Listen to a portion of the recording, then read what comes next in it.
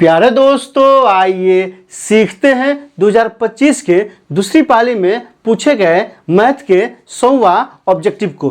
दोस्तों, आप यहां देख रहे हैं ये सेट जी का 100वां सवाल है। समांतर श्रेणी 21, 18, 15 डॉट डॉट का कौन सा पद शून्य है? ए में दिया है छठा, बी में दिया है 7वां, सी में दिया है 8वां, डी में दिया है 9वां। दोस्तों, डिस्क्रिप्शन में क्या किया है, प्लेलिस्ट लगा दिया है। पहला और दूसरा प्लेलिस्ट 2025 के प्रथम पाली में और दूसरी पाली में पूछे गए मैथ के सवालों का। तीसरा प्लेलिस्ट है बिहार बोर्ड द्वारा जारी मैथ के मॉडल सेट का। और चौथा प्लेलिस्ट है, चूंकि ये कहाँ का सवाल है, समांतर श्रेणी का सवाल है, समांतर श्रेणी का लगा दिए। आप वहां जाइए, उन वीडियो को इत्मीनान से देखिए ताकि समझ बनेगा कि एग्जाम में किस तरह सवाल पूछा जाता है और आपको कैसे बनाना है। तो आइए इस सवाल को हल करते हैं। यह क्या कह रहा है, कौन सा पद शून्य है? मान लेंगे, माना कि nवां पद शून्य है।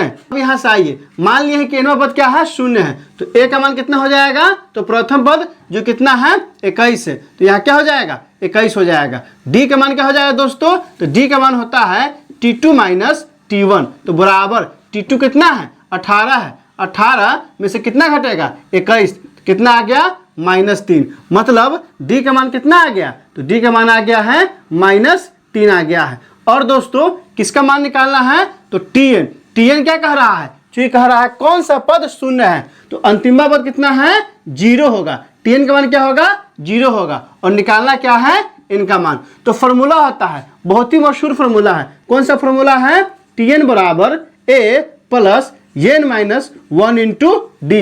अब क्या करेंगे, इस सब का मान इसमें डालेंगे। चूंकि यह सवाल में कह रहा था कौन सा पद, तो मान ली कि nवां पद 0 है, तो tn का मान क्या होगा, यहाँ 0 होगा। तो यहाँ से क्या tn का हटाएंगे और 0 डालेंगे, तो 0 बराबर a का मान कितना है 21 है, तो यहाँ से क्या हो जाएगा 21। अब प्लस n का मान निकालना है n माइनस 1, और d का मान कितना है, तो -3 है, तो यहाँ क्या हो जाएगा -3 हो जाएगा। अब आप ध्यान दीजिए, अब क्या करेंगे, तो अब करेंगे -3 से इस पूरे ब्रैकेट को तोड़ेंगे, तो यहाँ से क्या हो जाएगा, यहाँ से हो जाएगा 0 बराबर 21 है, तो 21। अब यहाँ देखिए माइनस है, यह क्या है प्लस है, तो माइनस प्लस क्या होगा, माइनस क्या हो जाएगा 3n। यह क्या है माइनस है, यह भी माइनस है, तो माइनस माइनस क्या हो जाएगा प्लस, प्लस क्या हो जाएगा 3 हो जाएगा। अब यहाँ से क्या हो जाएगा दोस्तों, अब यहाँ से देखिए, और चूंकि 3n क्या है माइनस में ना है, इस पर आएगा तो कथी में आ जाएगा, प्लस में आएगा।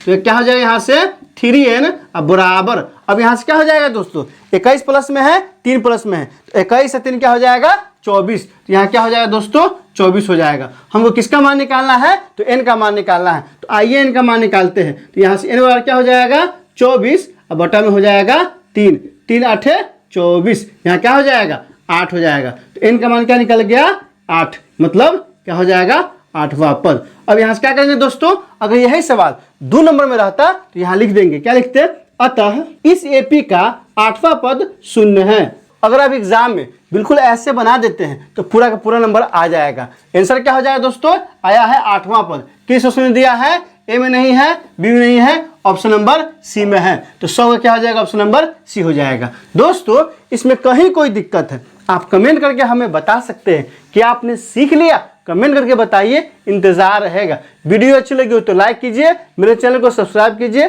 ज़्यादा से ज़्यादा शेयर कीजिए। बहुत बहुत शुक्रिया।